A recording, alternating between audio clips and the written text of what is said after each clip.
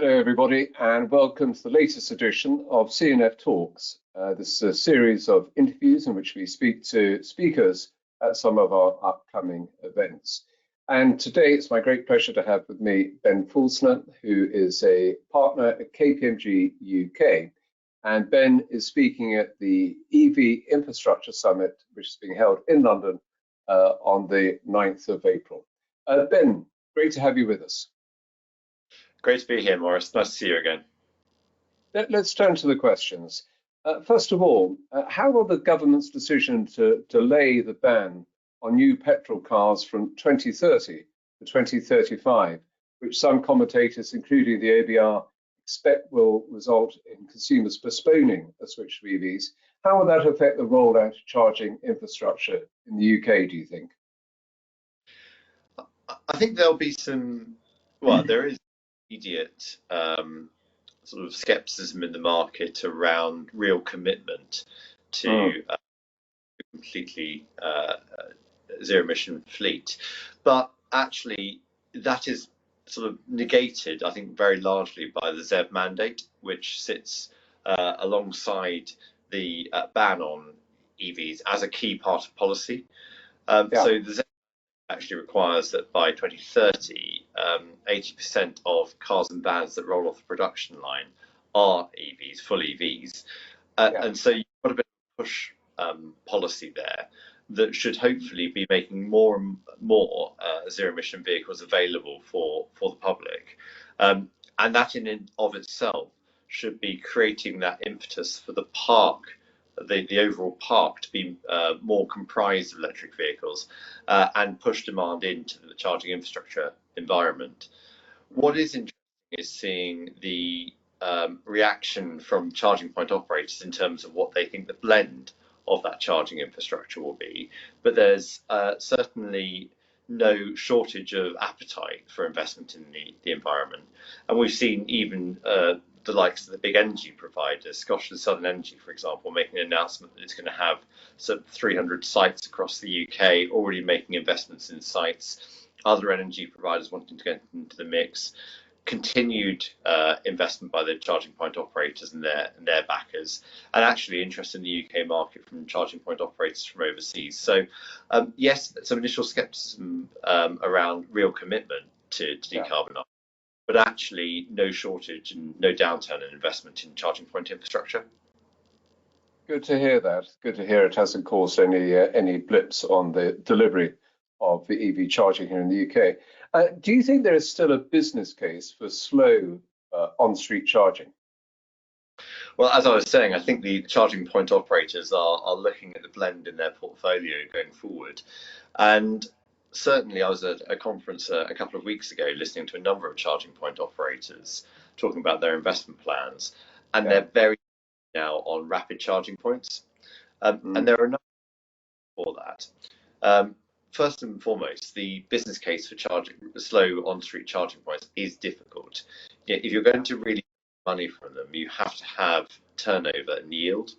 So you've got to have those charging points in use all of the time. And the reality is that you might have someone having a charging session of 7 or 8 hours, and then a gap where either they're not charging because the car has taken its full charge overnight, or have moved their cars because it's daytime and they've moved it off the street and gone off to their jobs or other activities.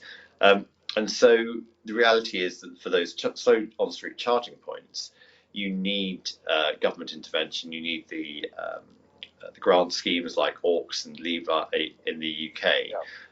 Those are then also constrained by the windows in which you can bid for them and having to establish partnerships with the councils and bidding with the councils for that funding. So it makes it all quite difficult from a charging point operator's perspective to build a business case around it, vis-a-vis the rapid charging hubs, where you can, through getting the right customer proposition, get a high throughput and high turnover of vehicles and dispense a lot of power. And of course, the other aspect of that is you're making money on that arbitrage of the energy that you buy and the energy that you sell. So the more energy that you sell and the more arbitrage you get, the better it is for you from a business case perspective. So charging point operators largely are pivoting and looking at rapid charging as their focus area, I think, over the next 2 to 3 years. So that's one of their key focus areas. But are there other changes in terms of where they're focusing their investment and their business plans beyond that? So I think now we're starting to see more segments in the vehicle market transition. We're starting to see the LCV market really ratchet up. Vauxhall made their announcement today about price cuts in their electric vehicles for and obviously continued investment by fleets in their scheme. That actually the business models are going to move from just a pure sort of price per kilowatt hour model to something that is more nuanced with tariffs for different user types, user groups. So I think that's the first thing. I think the second thing is now obviously we're starting to see people using these sites. There's much more demand for amenity services, so the coffee shops or the fast food outlets, and recognition that you can make money from that, from both the base rent and also a turnover share, as is the traditional property development model. So there's a lot of focus from charging point operators on what they do in not only the charging points themselves and the tariffs, but also the amenity services. And then, of course, you've got a captive audience for sort of 15 minutes, 30 minutes at rapid charging points. So adding advertising gives you another revenue stream. Oh, that's true. Yeah. So you've got those aspects of kind of where the business models are starting to mature a bit, and we're starting to a more replicable, profitable business model. And you've got the other that traditionally these things have been funded by concessions or grants, and actually we're starting to see the emergence of joint ventures in the market. So London is out to market at the moment for its joint venture, where it will co-invest with the charging point operator and equity partners. West Midlands we expect to be coming out in the next few months to a year for its joint venture. We know that, for example, Ireland, through the ZEVI scheme there, is looking at what future business models might look like beyond concessions. So a switch to joint ventures. I mean, turning to the technology side, how will V2G and V2X play a part in EV charging going forwards, do you think? So I think that they do have a role to play. So vehicle to grid, and then obviously V2X vehicle to infrastructure, vehicle to everything, depending on which way you approach this. So on a home charging basis, I think there is a real opportunity for energy management, energy demand management, by using the V2X and smart charging. You've got to get the right customer proposition. So you've got to incentivize customers to plug in every night to really benefit from that.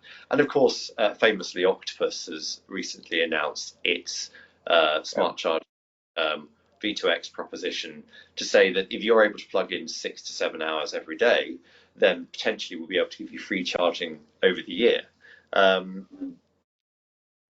It will also have a part to play where there are opportunities for demand side response for large fleets plugged in.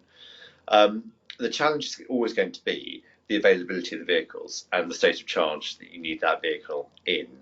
And so where you've got high turnover of vehicles and they're not plugged in for a long time, and you're really minimizing the time they spend off the road, then it's less of an opportunity for V2, whatever, G or X.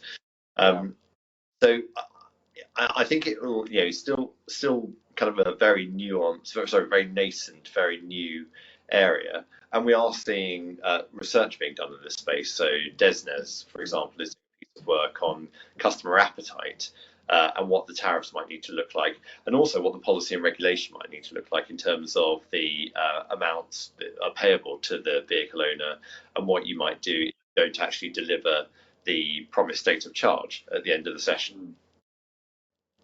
Very interesting. Unfortunately, we're beginning to run out of time, but one final question. What opportunities do you think that smart charging can provide generally? So certainly, supporting some of the challenges we have in grid capacity. And that's a key kind of opportunity for smart charging, and why it's being looked at quite seriously. So in areas where there are grid constraints, the ability to throttle and charging and to effectively stratify across multiple vehicles and multiple households could potentially address some of those constraints. And the same goes for fleets and depots as well. I think obviously it's regulatory required now that charging points that are sold are capable of smart charging, but not bidirectional V2X, but more smart charging, so be able to be switched on and off at different times. So as we get more percolation of those charging points into the market, and more homeowners take them up, then you'll start seeing businesses start developing solutions and propositions and business models around smart charging, and that will include the DNOs, who are ultimately kind of responsible for capacity management at a local level, but also the energy companies who want to optimize customer spend around smart tariffs and EV related tariffs. Very interesting. Well, thank you so much for sharing those thoughts with us, Ben. For our viewers, if you'd like to hear more from Ben and from our other speakers at the EV Infrastructure Summit, please do try and join us in person in London on the 9th of April. More information is available on the City Financial website. So it just remains to say thank you so much, Ben. Looking forward to seeing you at the conference. Thank you, Maurice. Looking forward to